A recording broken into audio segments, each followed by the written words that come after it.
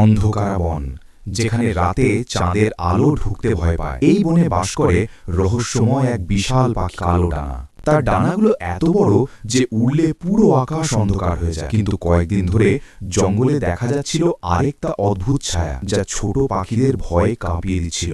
এক রাতে হঠাৎ কালো ডানা আকাশ থেকে নেমে এলো, কিন্তু আজ সে রাগী ছিল না, বরং ভয় পাচ্ছিল। কারণ আকাশে তার উপর আক্রমণ করছিল আগুনের মতো লাল ডানার পাখি, রক্তডানা। রক্তডানা পুরো জঙ্গল দখল করতে চাইছিল। কালো ডানা একা লড়তে লড়তে দুর্বল হয়ে পড়ছিল। ঠিক তখনই জঙ্গলের শত শত ছোট পাখি আকাশে উঠে এলো। তারা কালো ডানার চারপাশে ঘুরে যেন তাকে শক্তি দিচ্ছিল। শক্তি ফিরে পেল কালো ডানা। সে ডানা মেলে এক বিশাল ঝড় তুলল, আর সেই ঝড়েই রক্তডানাকে জঙ্গলের বাইরে ছুঁড়ে ফেলে দিল। জঙ্গল আবার শান্ত হলো, আর সবাই বুঝল সবচেয়ে বড় পাখিও একা নয়। রাত হলে এখনো আকাশে সেই